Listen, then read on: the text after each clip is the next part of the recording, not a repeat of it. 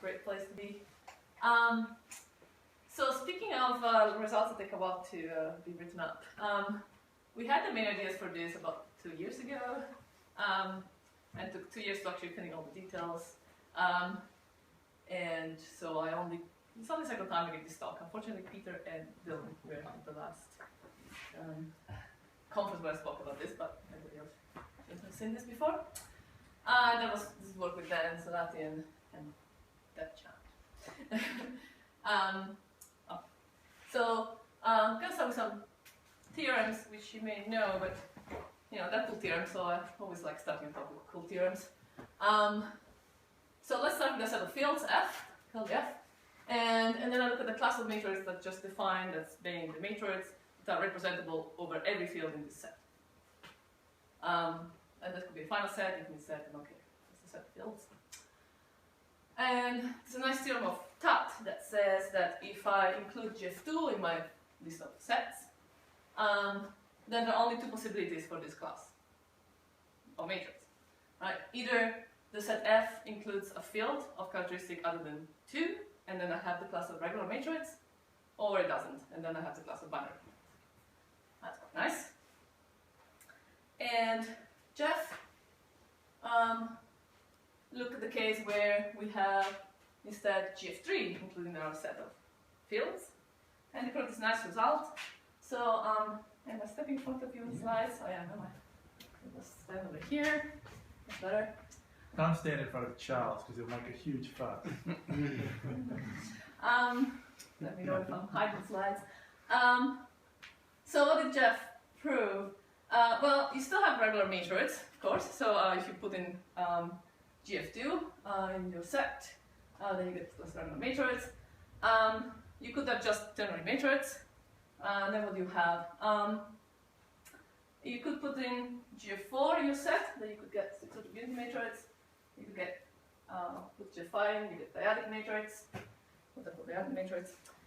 You could put in GF7 and you get 1 and 2 sums of dyadic and 6 roots of unity. And then here's my family, if I like, I'm talking about this near regular matrix. If you put in GF4 and GF5, so they're intersection of dyadic and 6 root of unity. So really, regular matrices are the smallest class, and the next one step up is a class of near regular matrices. And I'll tell you in a minute what they're called near regular matrices. They are close to being regular in some sense. Is a matroid some sort of French matroid? Matroid? Oh, matroid! Oh, right, yeah, that's Carol had one of them. That's the plural of the one that Carol had. we discussed that last night. Good. Let's see, right. So regular matrices are very well understood. Well, first of all, a regular matrix is regular if and only if it's representable over every field. We know what the excluding minors are. That proved those. And Seymour proved this nice decomposition theorem that tells you how to build regular matrices from 2 infinite classes that are known to be regular, namely the class of graphic matrix and co-graphic matrix, and copies of a special guy R10. And we build all the regular matrix by taking matrices from these 2 classes in R10 and doing 1, 2, and 3 sums. Okay, and 3 sums are nicely defined. It works. Matrix. And this theorem by Seymour also gives us a recognition algorithm for the class of regular matrix, because we can find separations in a matrix and efficiently, and we can recognize graphic matrix and we can recognize co-graphic matrix. So we can recognize R10. So we can recognize regular matrix. Great. So we already know everything about regular matrix, so let's move on to the next class. It's near regular. These are somewhat understood a little bit. We're trying to understand them better. So first of all, matrix is near regular if only if it is representable over every field except possibly GF2 now. So that's why they're near regular. So they're almost like regulars but not quite. And that suddenly makes things a lot more difficult. We also know what the excluding minors are. This is solved by Dylan, yeah, Stefan couldn't make it, and Rhiannon. And there's a list. So some of them are discrete minors for GIF3 representability, some of them come from GIF4. There are a few guys here. This AG23 minus C is just AG23 minus an element, any element. Then you have the dual, and you have delta Y of that guy. So I just call them the AG23 family. Okay, that's good. Next, we would like the composition theorem, but we don't have one, and so we also don't have a recognition algorithm for this class. So that's the topic of my talk, is trying to look at composition theorem. And this isn't the composition theorem, but this is the composition conjecture. The first conjecture was by Jeff. It was a bit different. It was much more similar to Simmer's theorem. Oh, running away from the screen. In that you have two infinite families. You have sign graphic matroids and their dual, instead of graphic and their dual now. Possibly a finite list, and 1, 2, and 3 sums. That's all we had in the original conjecture by Jeff. So that would have been a nice result, a nice theorem, but it was false, unfortunately, as happens often in matrix theory. So you have to add 4 click sums. So you can also glue a graphic bit on a K4, or the dual of that. And that was in paper by, again, Dylan, Stefan, and Jeff. Just called an obstacle to the composition theorem for near-regular matroids. So that tells you how this problem is not so easy. So with Dan and Deb, we decided to look at a very simple first case, and namely the case. Oh, sorry, before I say that, forgot about this. One thing to note is not all sign graphic matroids are near-regular. So this conjecture becomes a theorem. It's still not quite as nice as the one for regular matroids, in that the sign graphs are a bit too big a class. But we do know what the near-regular sign graphic matroids are, thanks to this work by Dan, Zlat, and Chin. And these results by Pagano and Caltras, these guys. I think, so I don't know of any matroid that should be in this final list. As far as I know, so far the final list is empty. I'm not going to touch the conjecture and take that away until the conjecture is proved one way or another. I think it may be an empty list because sign graphics are a bit more than you need as basic classes, so maybe they cover all you need to cover everything. But we didn't find any new final examples, so maybe there's no final list. Isn't there a guy called Q10? Or is that 6 to the unity? There's somebody who looks very much like R10. Could be in the final list. Oh, really? I'm not so sure whether it's the regular or 6 to Or the 6 to the unity. unity. I think it might be 6 to the. I'm not sure. It's definitely no, I guess. So R10, for example, doesn't appear because it's sign graphic, isn't it? Yes. So you get these matroids that don't look graphic at all, but they get absorbed into the sign graphic. Into the sign graphic. Yeah, well, this Q10 is Q4 graphic, Oh, but right. that doesn't mean Oh, it's not graphic. It's not no, sign no, graphic. no. Yeah. Well, Yeah. I'm not sure. I didn't come across any. Yeah.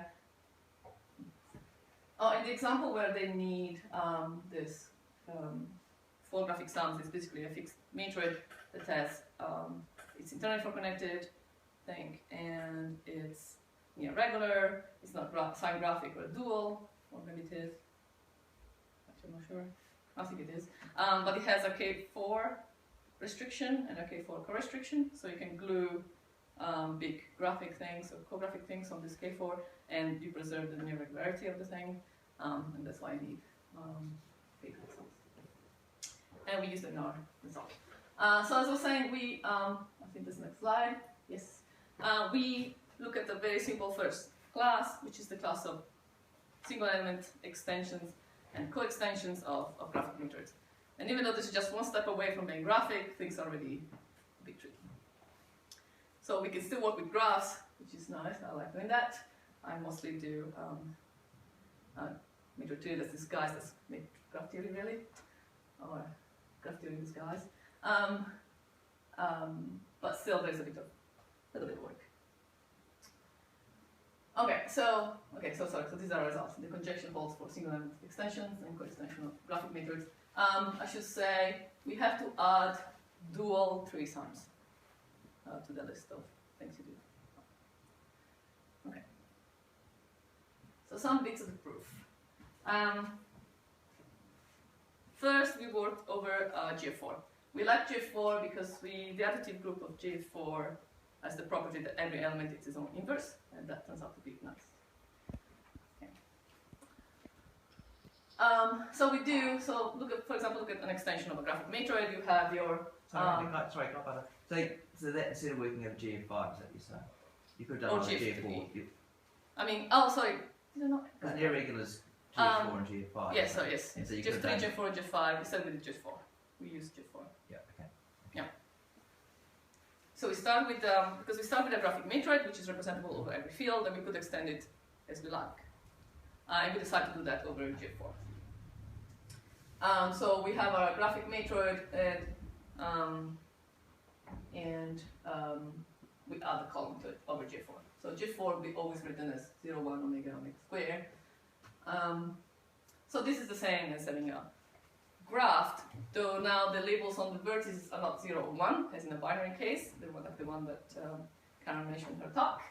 Now you have a GF4 graph, so your vertices are labels from GF4.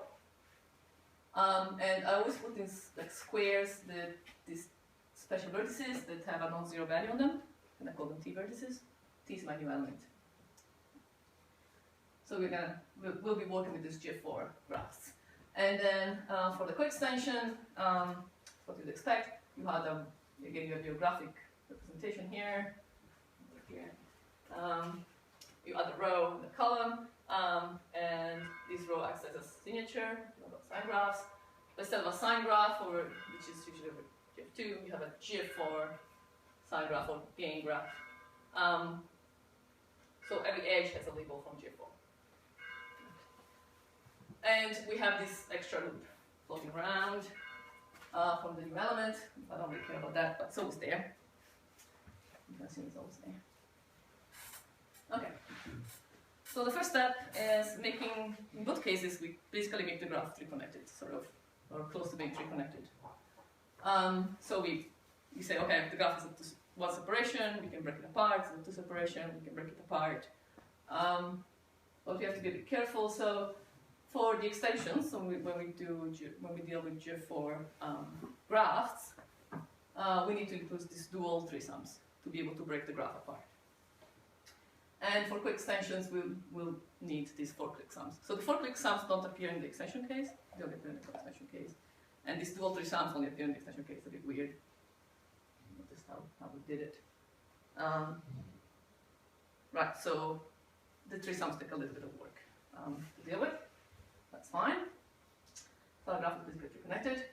And then, well, we know what the excluding minors for near-regular matrix are. So we go and, for example, for the extension case, we look at which one of these excluding minors could actually appear in our GF4 graph. So some of the excluding minors don't appear in GF4 graph because the matrix that you get from a GF4 graph is, of course, GF4 representable. So the things that are not GF4 representable don't appear. And then you have things that are not single element extension of graphic matrix, so that those also don't appear. And then you're left with these 4 guys that they could potentially appear in your GF4 graph. So you have to exclude them and see what you get. And yeah, A and B's are just non-zero GF4 values that are distinct. So those are the 3 guys you have to look out for. For the gain graphs, it's almost the same, only now you could have also, you can do 5 and 5, both of them. Though actually, in our GIF4 gain graph, we always have this floating loop. So if you have this plus a floating loop, you get this automatically, so you don't really have to worry about this. But these are the subgraphs you're looking out for. And we have a list of them. Okay, put that aside. Then one thing we do is using quotients. It's a nice little trick that helps us a lot. So I can take a non-zero element of GF4, and I can take the quotient of the additive group of GF4 by this, the group generated by this element. So I basically get GF2. So for example, if I quotient out by omega, I'm up 0 in omega to 0 and 1 in omega squared to 1. Right? So I can do this on these guys here, on my graph. So I have my GF4 graph with all these GF2 labels, I quotient them out, and I get this. Okay? And I can do the same on the gain graph. So I'm really quotienting out the extra column or the extra row in my matrix representation. And why do we do this? Well, there's this nice little lemma, it's actually not hard to prove at all, that tells you that if you start with something that's, for example, a GF4 graph, that gives you a near regular matroid, when you do this quotient operation, you get the GF2 graph, the old style graphs, that gives you a regular matroid. And the same for the lift. Okay. So this is very handy because regular matroids are very well studied. Right. Clear so far? Good. Crazy. So I think that. Can I have a look at your quotient operator? Yeah.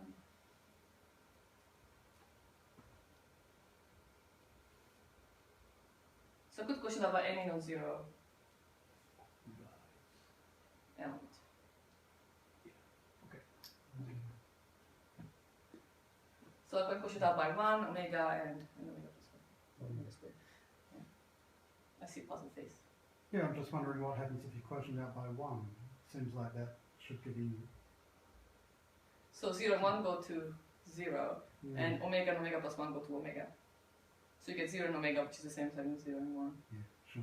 Yeah.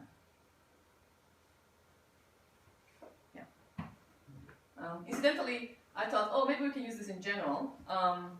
Take a near regular G4 representation of a near regular matrix. What if you quotient out this matrix? But then that doesn't quite work, because if you look for minors after you do the quotient, that may not be a minor of the original thing, because you zero out some components that weren't 0. So I don't know, I couldn't really do that anything from there. But here you do have that if you have, for example, a G4 graph, and you can do the quotient and then do minor operations, or you can do minor operation on the graph. Sorry, you can do minor operation on the graph and then do the quotient, as long as you preserve your special element t. Then you get the same thing, and then it's easy to prove this. And the same for the symmetric. Okay, so let's go to the G4 graph bit. So Seymour used graphs to prove his decomposition theorem for regular matroids. So you could think, oh, maybe we can just take his result and just apply it for a quotient, and then you undo the quotient, and everything's easy, but it isn't. We do use one of his results, but we have to use a lot more. The thing is, for example, Seymour get things like R12. When you get R12, and then proves that R12 has a 3 separation. If R12 is contained in any regular matroid, the 3 separation is preserved, and then you can break the thing apart. We can't do that. R12 is not as, I don't think he's a, what do you call it? As a decomposer. It doesn't, the 3 separation doesn't have to be preserved if you're just in a regular, for example. And also, you don't really have R12. You would have R12 lifted, so yeah. So it's a bit more work. But we have a nice observation. So if in your GF4 graph, you manage to find a K4 as a minor, where all the 4 vertices have non-zero values on them. I didn't tell you how to do minor operation on the graph, but I can tell you later if you like to know. But you can do some minor operations. So if you end up with that, then no matter what the values are, as long as they are non-zero, you will find one of these 2D minors for near regularity. So you're not allowed to have a K4 as a minor with the 4 non-zero values on the vertices. And so we can use a result by Fabelin-Wood on rooted K4 minors. By rooted K4, I mean you have a graph, you pick 4 vertices, And you want to find a K4 where those vertices are not identified. So they all end up being vertices in your K4, distinct vertices of your K4.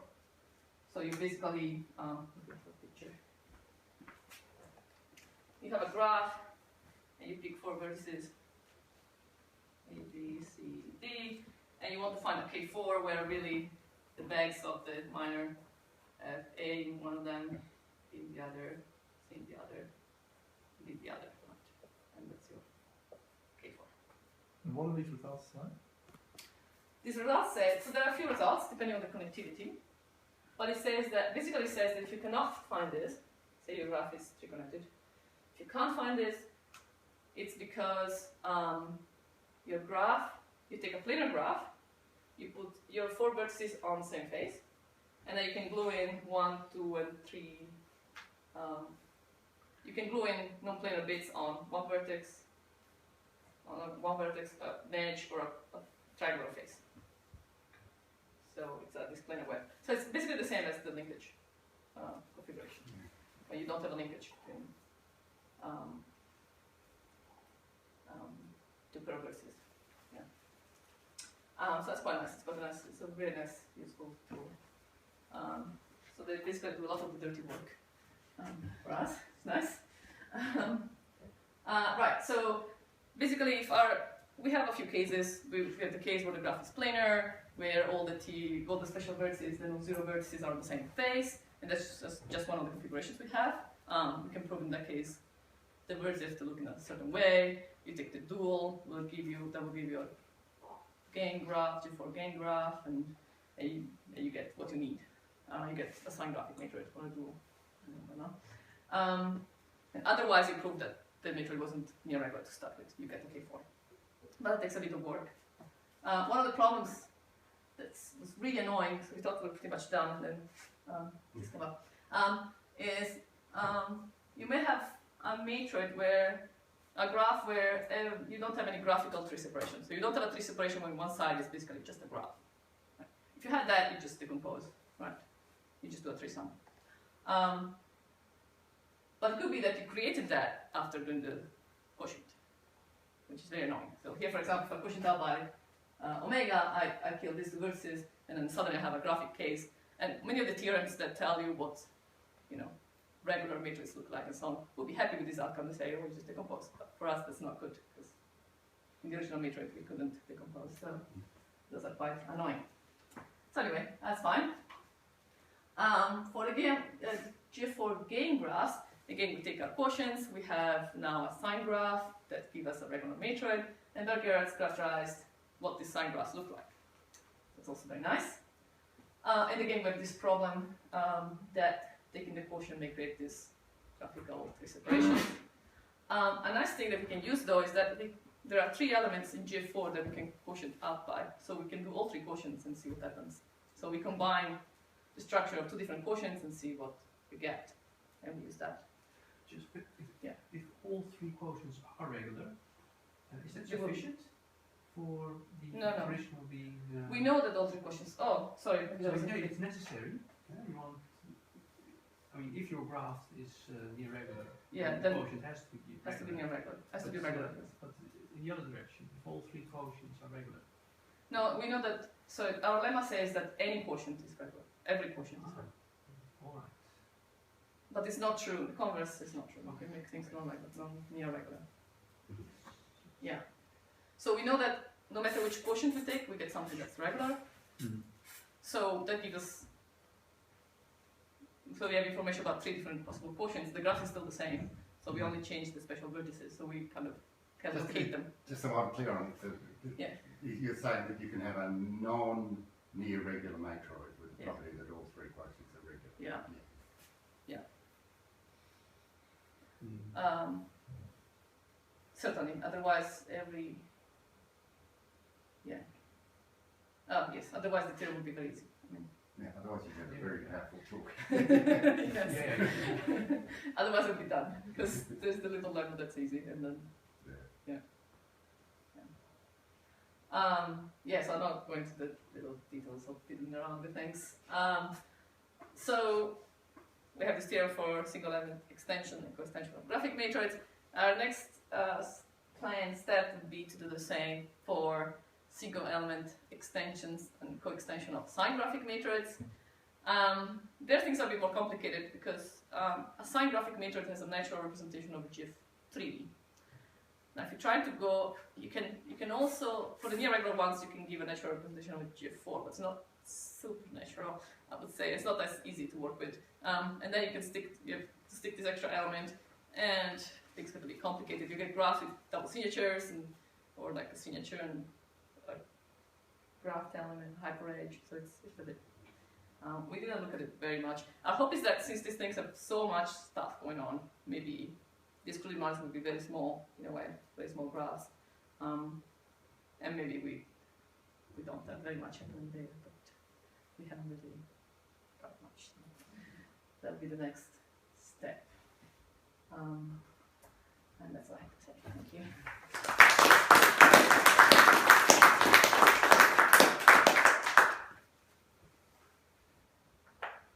Any questions? Yeah. So you're working with GF4. I mean, it doesn't have too many elements, so that's nice. Yeah. But I guess if you worked over GF8, it would be easy to recover the near regular representation for graph. If it's go there, right? You can just simply write down a candidate representation. So I'm somehow thinking that your trick with the quotient might also work there. Maybe you does give a stronger Yeah, we haven't really condition. talked about GIF8 was going to increase. Yeah, that might give you Because You near might regular have a- GF So that you may might have be more fine. minus. You may have more minus to deal with. You know. well, No, it no, should we be a bit more detailed to a stronger condition. yeah, you might get more information. Yeah. You get more information taking quotients. Right. Because the quotients might not look much more complicated, I think. Right. Yeah, I don't know if the quotient thing would be still true. Might be. Might be. Well. Might be. So, Irene, what's the status at the moment of the knowing the excluded minus for sign graphic? Because the thing about this, Oh, the regular God. matrix decomposition actually uses knowledge of the excluded minus for graphic matrix. Oh, are you thinking about the recognition algorithm or? Oh, no, for helping you with your theory. Oh, Because for if you- him. Oh, you I have the see. excluded minus for sign graphic. You knew what they were. I mean, we don't know the excluded No. minus for sign graphic. I think Dan has a paper on excluding minor, near regular excluding minor sign graphics maybe. Right. There's a lot of them. Yeah. There's a lot of them because you have these things embedding on excluding minors for embedding on the torus, I think. Yeah. That come up. Yeah. It's really weird. Yeah, you get like co-graphic methods of those things, I think. There's a pretty long list, so it's not. Yeah, I forgot to say also, for a recognition algorithm, if we can prove this theorem, if someone can prove this theorem,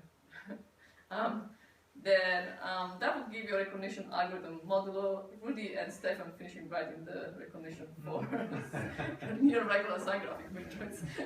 That may be an incentive to cloud to that proof. I don't know, which is pretty horrible from what I hear. I certainly believe it. But that would be like useful for this because you will need to recognize near regular sign graphic matrix. To get the whole result and the decomposition result in general, is it the right way to go starting with graphic and then sort of doing the extensions, co-extensions? I mean, I realise I'm not I know completely trying to sure. get a feel of what's going on. And Well, so the thing is, we started looking at this, and it seemed that the proof should be easy because we came up with these quotients and say, oh, that's great. We have all the structure, it'll be fine. We had this main idea that wasn't very long, and then over 2 years of Skyping every week, we came up with all these little things that didn't go right. Okay. So we thought that was just an easy first step. That it turned out to be longer than we thought, but I think it's really good. Yeah, I think you're going to have to do that. You're going to But have to know exactly. that. You're So- going to have to do this graph somehow, like it's a necessary part of Seymour. yeah, exactly. That's what we And thought. it is- Seymour starts with the graphs. If you finally Seymour got that attestation. full result, it might not appear in that form in the thing. Have you looked at the question here? I think this is an interesting thing to look at. If I just give you, let's make it a very large thing, but I'll tell you one side, and it's a 4 sum over a K4 thing. Yeah. But one side is sign graphic. Yeah. And not dual sign graphic, right? So, Okay. and the other side is dual sign graphic, but not sign graphic, right? So Right. you can have that 4 sum, and make the matrix fairly big. But it's a graphical for some, so one side is graphic. Yeah, but you can do this graphical for some. You know, Yeah. that's really why this is occurs, because so K4 fits naturally as a co-graphic way and a graphic way. But now, if you took such a big separation, then you block that separation with some big T-set. Have you looked at that? And if you could show that killed, if you showed doing That kills the near regularity, then what that means is that when you had something that was minor minimal with that property, that would be an analog of R12. Oh, right. So for a higher level of that's right. separation. And so that we haven't really looked. You have to use blocking sequences, I guess. Well, but the thing is, if you but oh no, sorry. no, you just ask that question. What happens when I block that with a single element, right? Now the thing about that is, yes, I mean, at the end of the day, you'd have to use blocking sequence. But if the evidence was that you just a single element that blocked it. Right. I mean, if you say okay, if the separation is blocked eventually, you might have to do a few blocking sequence stuff. But you'd expect, just knowing if it worked for a single element, then you could then. So you want to find some sort of minor on one side and the other, and glue them together along this thing. But I don't know, because even doing this for sine graphs is a little bit. Though that's still fun. I mean, that's right. I mean, for the G4s. No, we haven't really looked at that. They've really just started this. I mean, 2 years ago. But it took us 2 years just to do this, so we haven't done a whole lot else. There's lots of possible ways to do, I guess. Plenty to do. Plenty to do, there's no shortage. I'm still sticking my head in this possibly long projects, I guess.